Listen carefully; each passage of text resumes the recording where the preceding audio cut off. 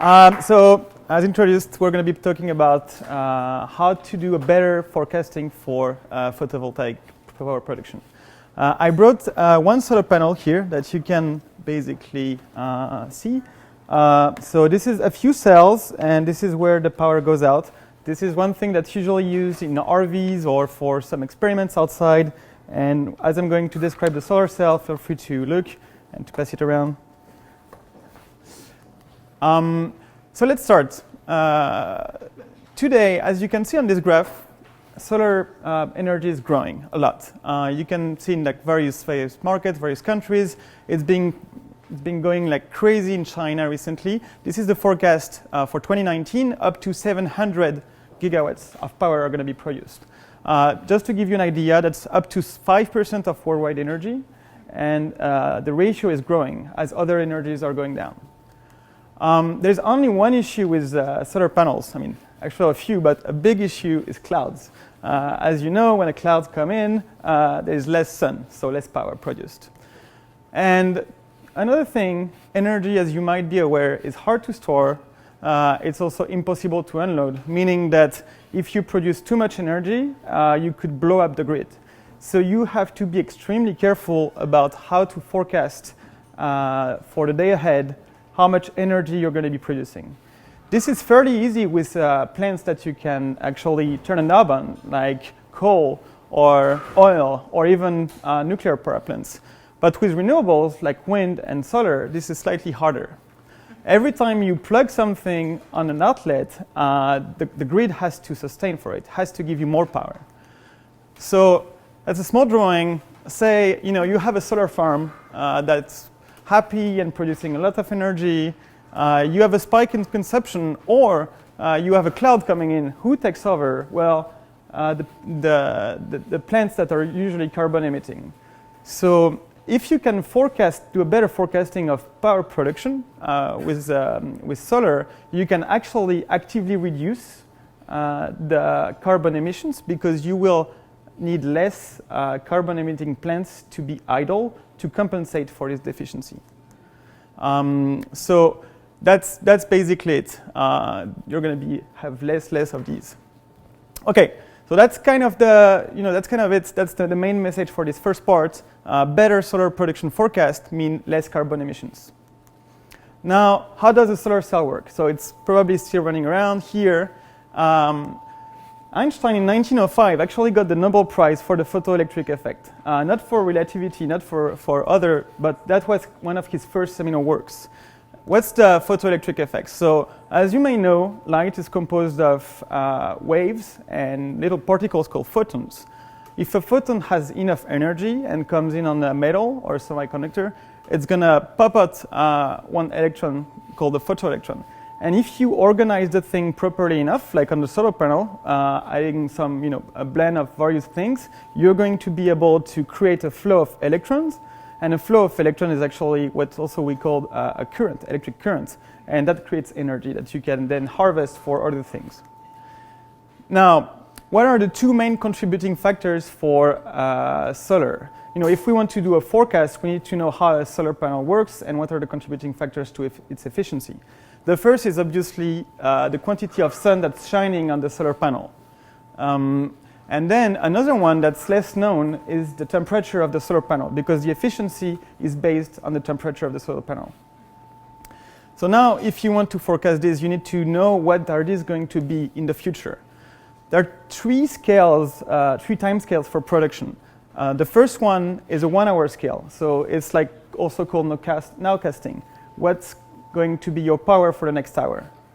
The next one is 6 hour scale, and that's usually using satellite images. And the latest one, that's up to 6 days of forecast, uses weather forecast, and we'll spend a fair amount of time on this one. So now let's zoom in on the first one. How do you do a 1 hour forecast? You use one thing called some kind of a bird eye view of the sky. It's this thing called, basically, here you can see it. You have a camera here. Here you have a big mirror that's like about this big. And that allows you to see the sky at up to 2 kilometers and on a radius of like 180 degrees. Also, the machine basically gets information about temperature, humidity. There is infrared also that's enabled, and that's basically what it looks like. So you do the math, you know where, like what's the transformation for this, and you can know where the clouds are coming from and where they're going, where is the sun, and everything works out. Now, the second scale is satellite imaging. So you get the images, and you can see where the clouds are coming from, where they're going. Here it's hard to see, but like there are lots of small arrows that tell you where the clouds are going, and you can basically do a good enough forecast for the next 6 hours. If we come back on basically the slide that's here, you can see here that we have on the y-axis what we call the forecast scale. So between 0 and 1 hour, the camera is very, very good. It's like super efficient. You can be very, very accurate. Then for between 1 and 6 hours, satellite imaging wins because you drop completely the efficiency of the sky camera. And now, after about 6 hours, the satellite images get too poor and comes in numerical weather prediction, so basically weather forecast. And now that's what we're going to be talking about for the next few minutes. So weather forecast is a pretty big thing. It's been going on for a long time in human history. It's always been something completely magical to be able to predict the weather up to 10 days, up to 14 days. How do you do that, though? The first step is to actually collect lots and lots of data. You collect data from buoys, from weather stations around airports or all over the country, all over the world. Satellites are imaging from the top to see where the various clouds are coming and going. Airplanes, trajectories of airplanes tell us where the wind comes and where the wind goes. And weather balloons, up to 70,000 weather balloons are launched every year to measure the wind in the upper atmosphere. Buoys are all over the place. They're grading the Pacific Ocean because it's very hard to know what's going on there. They're also very close there in Alaska, all over. Up to, I think right now I was looking this afternoon, you can see this live on the NOAD website. It's about 1,500 active buoys in the ocean. Airplanes, so that was the map of airplanes as this afternoon at 3 p.m. Pacific time. So all these are actually weather sensors. You can know the wind because you know the airplane speed, the airspeed, the trajectory, and every single airplane basically gives back its all of this information back to the weather centers, and you can know what's the wind up there at 30,000 feet. And this is a specific kind of airplane that actually has a radar. I think that's from the US military, where you can actually see what's going on, especially in terms of the rain and the precipitation. Step 2, once you have all this data, you crunch it as fast as you can, because time is very important here. And you run a model of the atmosphere. In order to run a model of the atmosphere, there's a few things. Like radiation, you know about your physics, right? You know how the atmosphere works, how the wind interacts with matter, all the equations, all that stuff. We've been studying that for a very long time, thermodynamics. So next step is you split the Earth in a ton and tons of tiny pieces, and every single one of these pieces is going to be a part that you're going to forward simulate, and you're going to be able to run a complete simulation of the atmosphere. As I was saying, you take all these equations here. There are not that many. That's basically all you need to run.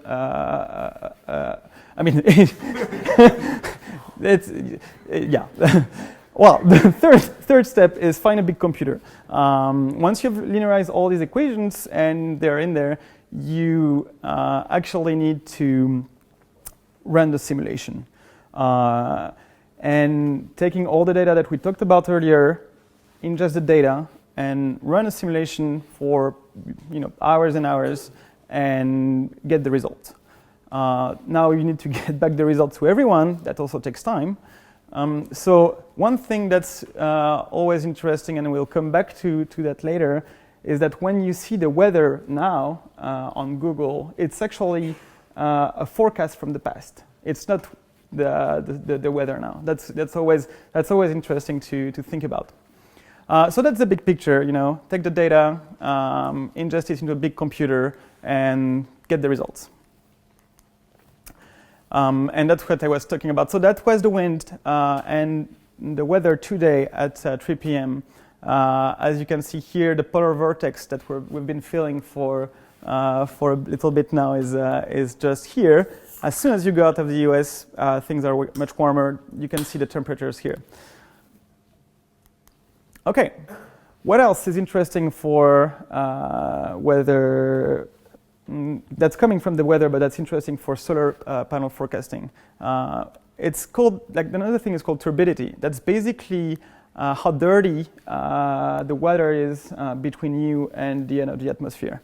Some places in the world, like here is basically the map of turbidity.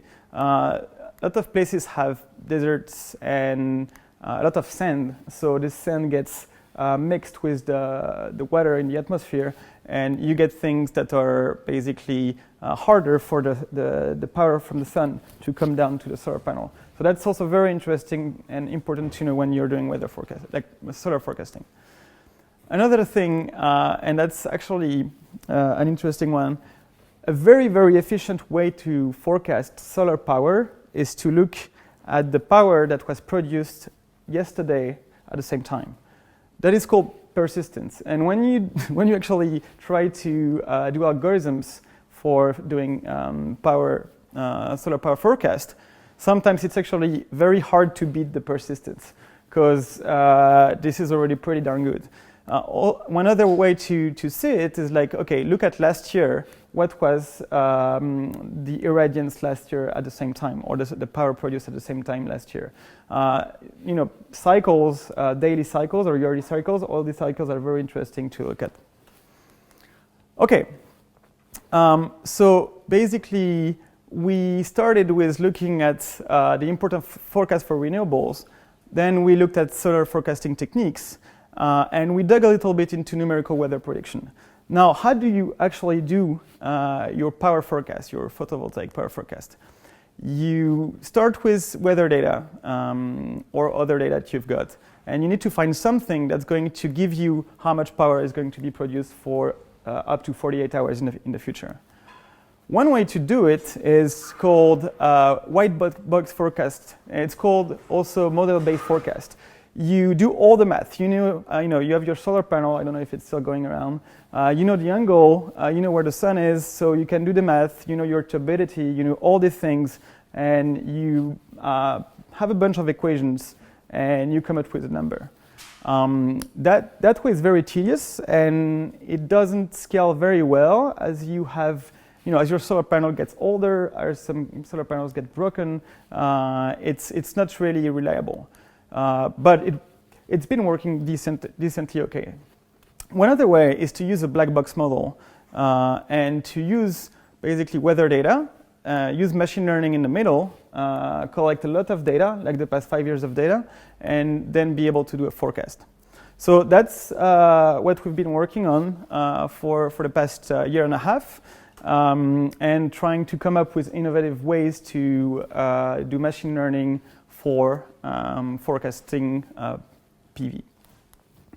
So one way that we found is to actually use what's called LRCNs, which is for people, and that's getting into the deep details of the machine learning techniques that we use.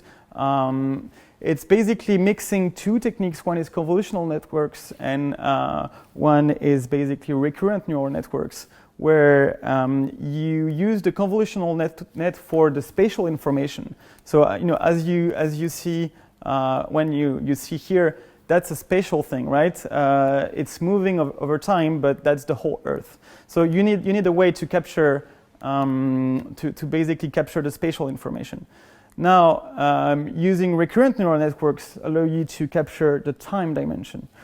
So you build features, high-level features of what's going on spatially, and then with the recurrent neural networks, you can see how things unfold in time. And that basically got us 22% of performance increase over the state of the art for up to between 24 and 48 hours of day-ahead forecast. Yes. What are you feeding into this computer? Like we talked about, one way of doing weather prediction is like a physical model. Like what are the clouds doing? What's the sun doing? What's all the physics? Right. Like what is this computer seeing? So what we have done so far is basically all the things that we've been talking about before. So we had, here we talked about temperature and clouds. These are the two main factors that you want to have. And what you see here is actually what's called irradiance. So that's an estimation of, and I think I have it bigger at the beginning of the talk. I'm going to put it because it's a very good one. Here. Is it starting? Yeah. So this map is the most important single factor of the data that we use. It's literally the amount of power or light that comes on the ground as a function of time. And you can see that the black parts here are actually the clouds. And what you can see, this is the Earth, by the way. Just think about the Earth, like the flat Earth behind. Right, this is taken about in the spring, meaning that this is the irradiance is in the middle. It starts at the bottom during the winter because the sun is going to be shooting down, and during the summer it's going to be more upwards. So that's the main thing we use. Another thing is called clear sky model. So that's a model of the sky as if there were no clouds. And that's also basically using turbidity. I can never pronounce that word. Is it turbidity? The one with like the water that's kind of dirty. Turbidity, thank you. Yeah, almost one letter. And that's clear sky models are also using that. So that's basically the main three components that we've been using so far, and we're investigating, integrating more, especially maps from satellites and other kind of data into the mix.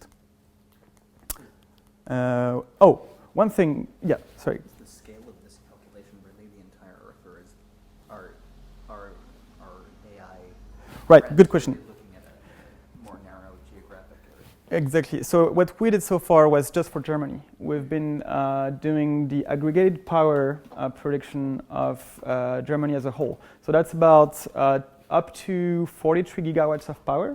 And Germany is the second biggest producer of solar power after China. So here you have the map of Germany. One thing that's very interesting using these techniques is at some point with Jeremy, who's in the room, we were working on that, and we were, okay, how do we debug these algorithms right here, there? How do we debug that? And we said, okay, we need to check if that thing is actually seeing the right, the right map. So we started doing what we called an occlusion analysis to see how sensitive the neural net is as a function of the location. So you basically hide a tiny square and you brute force it everywhere on the pixels. And then came up, it's hard to see here because the video projector is not that great, but the south of Germany came up as being much more impactful in terms of the spatial features. And we say, okay, now we need to look at some kind of distribution, see if that's actually correct. And when you look at the actual power density in Germany, you see that it's mostly happening in the south. So that showed that the algorithms were saying that, and we got this map just from one data point. We didn't know, like the specifics of which farm produces what. Just one aggregated data point over 4 years of training, and it was able to kind of figure out where the solar panels were, which was pretty exciting. When we saw that, we were like, okay, this is freaking awesome. All right, so that's to take a step back and conclude. Started with how important the forecast of renewables is for being able to reduce the carbon emissions. We talked about various forecasting techniques, especially the one using weather forecast. We came back on the weather forecasting, and we saw that machine learning actually helps reducing the uncertainty. That's it. Yep. Can you roughly say how much time and money it takes to train 4 years? Yeah, it's about, so The training takes about 6 hours. But we had to do hyperparameter search to figure out which architecture was best, and that took a bunch of back and forth. But we basically did it on on a single machine. We didn't use any crazy cloud infrastructure or any insane amount of power compute. To be fair, we only did it with Germany, and so that's not the whole world. Another thing is different parts of the Earth have different dynamics. Tropical places are much harder to plan because the dynamics of the weather are under the resolution of the weather forecast. With the weather data we've been using is about 3 hours for NOAA, the National Oceanographic Atmospheric Administration, and about 1 hour for ECMWF, the European equivalent.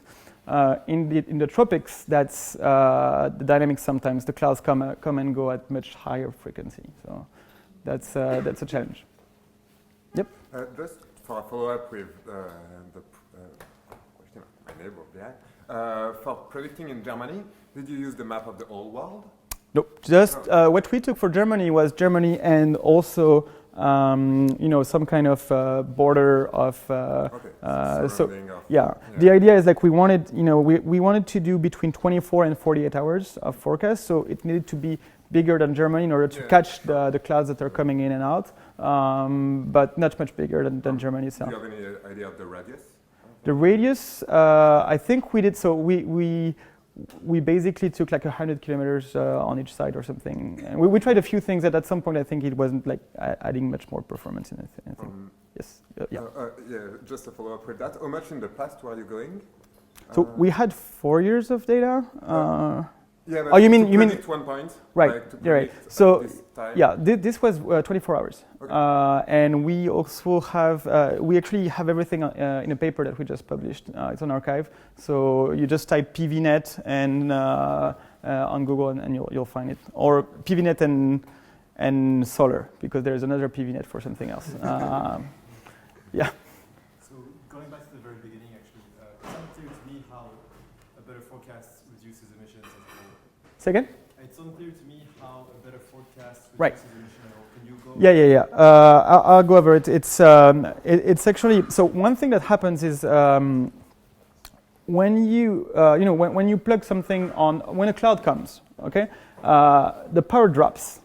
If you haven't planned for this cloud, you need to, and it happens, you always need to have the capacity of power coming in, right? So what people do is that they turn on carbon dioxide emitting plants, like coal plants, and they let them run without any load. But it's still running, it's still producing carbon dioxide. So just because, just in case you need to plan for the 99th percentile or the worst case scenario, but if everything is fine, you don't need to actually have this buffer capacity of power. Does that make sense? Yeah. So I didn't know that they would just run empty, basically. Yeah. Yeah, just want to say there's one other aspect that in Germany they have nuclear power. Well, you buy it from the French, so it doesn't. I'm just kidding. I'm just teasing you. Sorry. The nuclear power you can only ramp up very, very slowly. But Yes. if you know you can do that, you can ramp up the nuclear power, and then you don't have to use coal. Right. Absolutely, and that it's true. Actually, if you see that from an optimization point of view,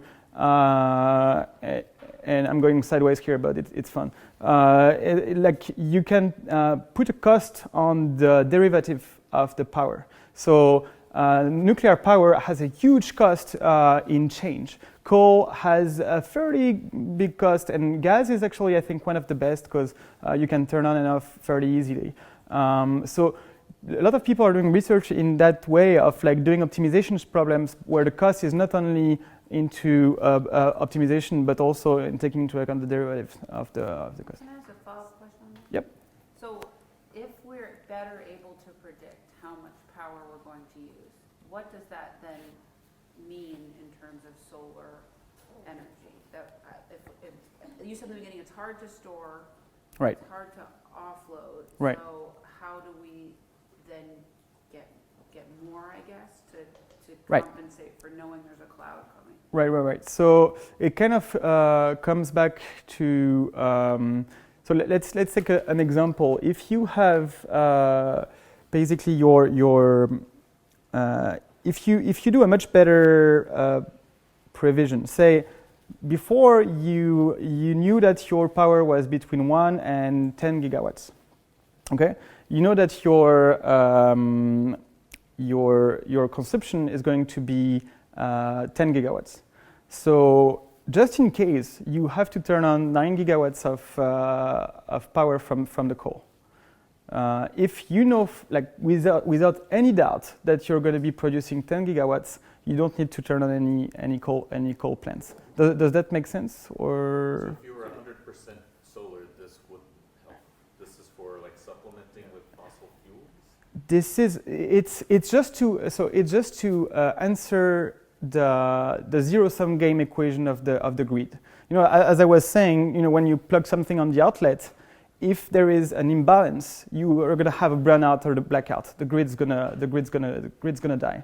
So you always have to produce at least as much as what the people are gonna ask for. And that's really the core of the issue, where you have to balance the grid. Why wouldn't you just take as much solar energy as possible? Because if you produce too much, the grid is gonna. You cannot unload it. The grid's not gonna take it. I think the problem is rather if there are clouds, even if you take all the solar power you don't have enough, right? So I think this is rather the issue. Right. No, that's true. And there's other things like that only solves like only one of the problems, which is then there are other problems like at night. What do you do at night with solar power, right? It's like doesn't work.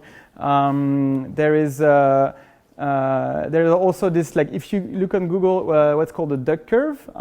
It will explain it way better than I can do it. But it's another problem between like demand versus offer on the power grid. Yep. Just a quick question, the model of the demand side of this, is it much simpler to do than the supply side? So I'm not an expert in that. All I can say is that we are going to try to do some modeling on that also, because weather is also a big factor into power consumption. AC when it's too hot, or heating when it's too cold, are big factors. So this is also something that we plan on tackling using weather data, basically. Yep. So it's also a bit sideways, but one of the interesting solutions for the peaks are the storage. Mm-hmm. Do you have any idea if there's progress also on the storage part? So yeah, so I'm not an expert on that. If people have better, I've seen crazy stuff and some less crazy stuff. There's a lot of research on using electric vehicles to store power. Because like if everybody gets an electric vehicle, people are gonna have a huge battery at home. So you can do first super interesting optimization problems of like, okay, how do we make these cars the battery of tomorrow to store renewables energy? Some people have been doing crazy things about using just like raising huge things of concrete in the air and just like letting it go when needed. And I found it's like pretty cool, especially like they were kind of biting it with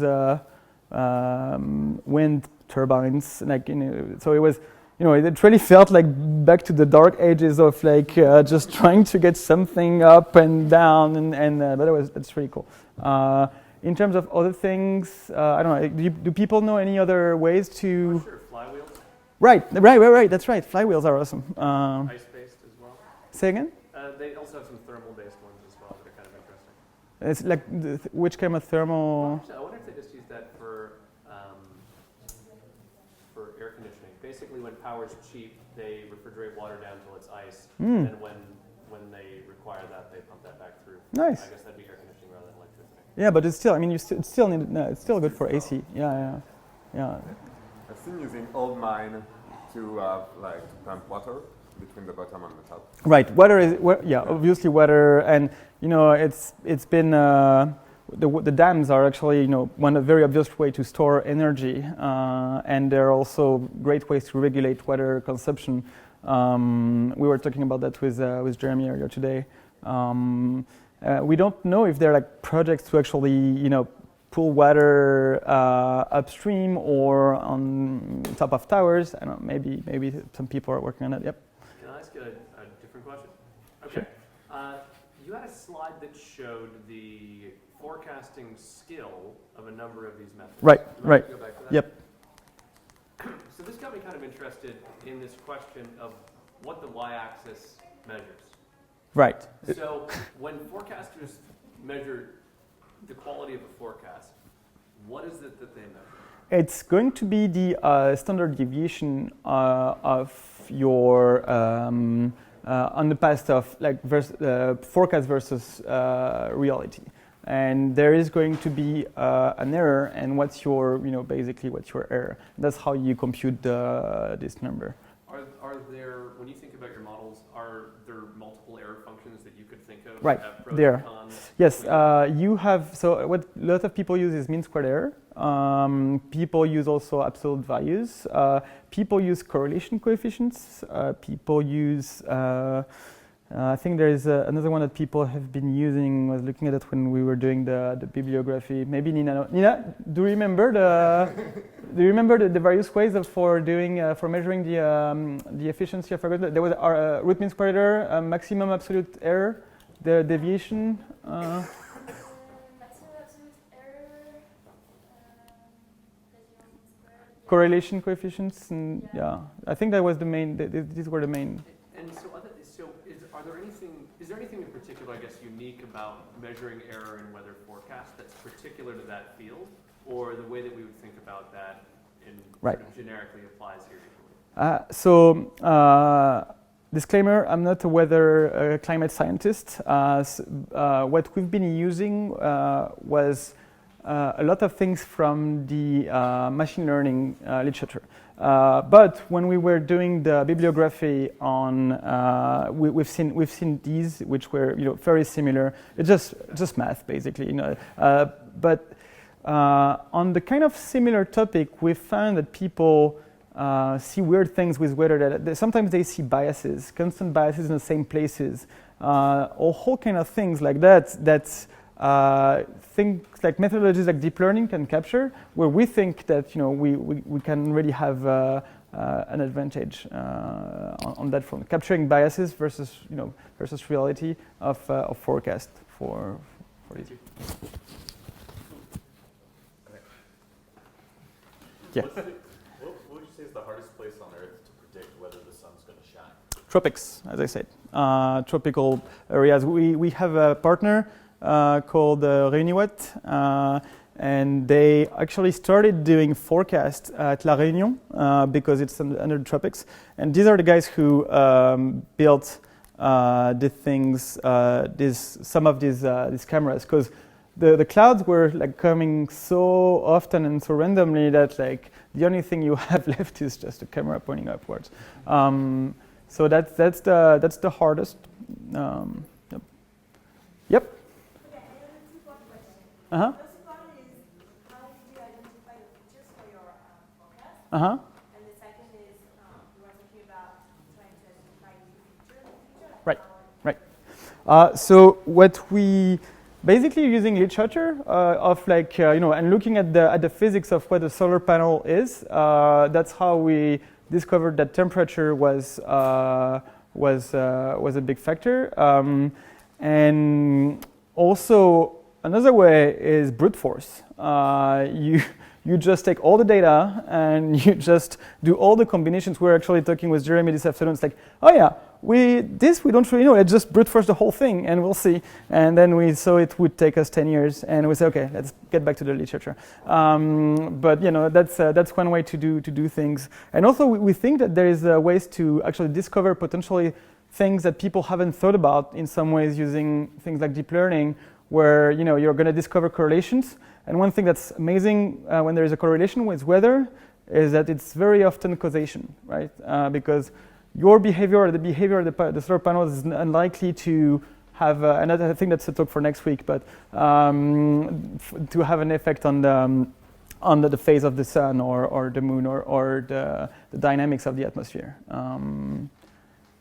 Yep. This is a half forecast accuracy question, half feature generation thing. Given that different places around the world and also like obviously ocean and land and all that would have completely different physical dynamics, is that forecast accuracy just broadly across the time series across the Earth, or have you broken that down into chunks so you're more accurate in certain types of things or not, or is that just generically 60%? Right. So this is first some disclaimer. This plot is not from us. We just took it from the literature. Second, the experiments that we've done are in Germany only. So I can't really give you a very solid answer if it scales well on other places. As we're a little bit. We think that we're going to have a bunch of opportunities again in the tropics because we're going to have to be creative there. Yep. Any other question? Yep. Do you think this has a chance to replace, like, where does it land on the accuracy compared to like the supercomputer that costs like $1 million? Right. So just to be clear, we couldn't do that without the supercomputers, because we use the data that is produced by the supercomputers, and what we do is the last mile. So it's not going to replace the supercomputers. And the big problem with weather forecasting is actually not only the supercomputers, but as I said, gathering all this data that you've seen from weather balloons, airplanes, and this is a huge amount of engineering, and that's most of the work that's coming into weather forecasting is engineering work, like grunt work to make these data pipelines reliable. And so if you wanted to, like, let's say, do weather forecast from scratch, you would have to redo all that to like do contracts with all the air companies and all that stuff that's already in place. But you don't need the supercomputer, you just need the data. Correct. Yes. Right. So that's another like, for instance, what we do is just pulling the data as soon as it's available, because it's actually, like, if you guys want to check it out, it's fairly easy. You go on NOAA FTPs, and since it's taxpayer in the US, everything that's basically computed from taxpayer money, except during the downtime of the government, that's a different story, is available. So it's all there. Every 3 hours you get new data. Sometimes it can be a little bit hard because it's fairly old formats, and it's script data. But it's very reliable, and they fuel the whole industry for aviation, for some of the military. So they really, really have to be up all the time. Right. Yep. I'm curious, so how does the conversation look like when you talk to the federal agency or whoever is doing the planning for tomorrow? Mm. So you say, well, we have all these solar panels and we think we're going to do this much. Right. Do they just come back and say, well, how do you know? Like, you have no clue. Or That's a good question. how do you convince them that now your model is all of a sudden 20% better? Right. So the way we went to that is we partnered with a company called Rainiwatt, as I said before, and they do all this work to actually talk to Germany, and we just come and say, hey, we have better algorithms, and we just that's the idea. We know that we have been doing 22% better because they were the state of the art. They were the one doing that for Germany, and actually one of the reasons we ended up working together is like they gave us their numbers, and the first deal with them was, hey, they gave us their numbers, like, okay, we're going to try to beat it. And we just like iterated until we beat it. And then they came back and they came, they got close back to our performance, and then we beat it again. And it's kind of a funny game. Yep. So what does it look like now? I mean, so you said you published a paper. Yep. So you just basically given away your secret sauce sauce, I guess. No. Well, so we think that like this thing is too important not to be published. At some point with IP, you have to make a choice, and also we're hiring. So we want to make it clear that we are not IP creeps, and that we're going to be doing research very quickly, and we don't want to be a company where we do one algorithm and then we sit on it for 10 years. We're going to do other algorithms much better, much cooler, and yeah, if anybody wants to talk to us afterwards, we're here. What do you think are the next steps to improve the model? Next steps. Okay, so one thing that's super exciting as a line of research is to use equation of fluid dynamics and to use that as a prior in and to replace or augment the CNN's layers. So basically have, that the network is going to converge much faster because it will have a prior knowledge of the physics behind. So that's one access that's very exciting. Another one is actually interpolation. So when you look at that, you can think, okay, this is just a huge interpolation machine. And some data sets have one data point every 3 hours. Some data sets have one data point every 10 minutes. Right now, we do the brute force approach where we upsample everything to the same delta t. In the future, we want to go into the axis where we want to be more efficient and have the same kind of this whole convolution. I don't know if you've seen that stuff, and have multi timescale things. And we think that's also one cool axis of research. And another one that's really, really fun, but that's not really useful, but really, really fun, is unsupervised learning, like autoencoders, and just feed data into weather data into autoencoders and look at what the thing learns. And that's more down the road, but that's something that we've been playing a little bit with also, and that's it's fun. I think I like the stuff about adding laws of physics as a prior. Right. It's right now it might just be that your model breaks the laws of physics, but somehow works. Right.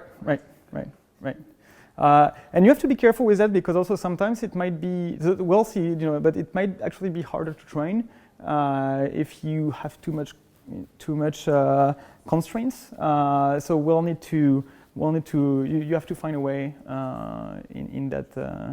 And there's I can send you, we can talk offline, but there is a really cool line of research of people on the East Coast doing that and trying to bring physics model into deep learning, basically generating data, training data from the equations, and then learning on top of that and looking at what comes up. And it's really cool. Yep. Mm-hmm. Do you anticipate a point after which the resolution or the accuracy of the input data sets would need to improve in order to improve the performance of the model? How far in the future might that be? That's a rough question. It's a tough question. We would love, there is a trade-off. We would love to have more precise data sets, but then you get a compute problem because you get too much data. So when we were working with GFS, which was pretty coarse, was easy. When you work with ECMWF, it's harder. A GPU, for instance, we do a lot of things with GPU training. GPU can only hold, the kind of market-sized GPU that you get for $1,000 is 12 gigs. And then you need to start doing multi-GPU training or things like that, and it gets hairy and annoying. So I would say there is no definite answer to this question, but yeah, one other thing that could start to answer is also different countries have different models that are more local. Like there's Arome in France. In the US, I think there is a US-only model that crunches the weather just for the US, and that is much tighter. Airports have a much higher density of forecast because they have weather stations. So yeah, there is a whole lot of hairy complexity behind weather data. Yep. Maybe last question because I don't want to eat up too much of. Beyond the dispatch center, Mm-hmm. and generators are balancing the grid, who else extracts value from? Who else can monetize this forecast? This forecast for solar, you mean? I have no idea. I would say people that do maybe finance on the market, you know, like energy markets, futures, this kind of stuff, maybe. That's, but yeah, I think the people who really are going to benefit from that are people who do the bidding on the market. I don't know if you're aware, but like usually people for the next 24 to 48 hours, depending on the country, everybody talks to each other. It's like, okay, who has energy to sell? Who needs energy? And there is like some kind of back and forth, and people agree on the price of the energy. Carbon dioxide emissions, there are like taxes from like incentives on that front here and there, changing the price also. So people who deal with these markets are the ones who are going to be benefiting from the improvement on accuracy on these models. Yes? So just as we close, I'm curious, does anyone else here work on machine learning? Yes. Okay. So I'm just curious, I mean, this is such like a buzzword now, right? And you hear it so much in the media. I'm just curious if you'd like to, in like, you know, just 10 seconds or less, describe what you do with machine learning. Since there's so many interesting people in the audience who are also, you know, you can kind of broaden this a little bit and see what others are doing. Anyone like to take a shot, sharing? Orion works a lot with Bayesian optimization. Sorry, can you say that a little louder? Orion works a lot with Bayesian optimization. Cool. Optimizing safety stocks for supply chain, so as useful as what you're doing. Sorry, I couldn't. You said supply chain automation, you said? Optimization, cool. Optimization of supply chains, yeah. I use unsupervised learning algorithm to learn brain anatomy from brain mass. Okay, brain anatomy, cool. Code auto-completion. Oh, nice. Oh, yeah, you work at Kite. Yeah, I love that product. That's kind. Yeah. Sorry, optimization of. Code auto-completion, so helping people writing. Actually, this algorithm. It's a bit of a saying. Biomolecular interactions, like proteins that interact with smaller biomolecules like peptides. Nice. Cool. Yeah. Detecting heart disease from ultrasound. Cool. Very interesting. Okay, cool. Well, let's thank our speaker. Thank you.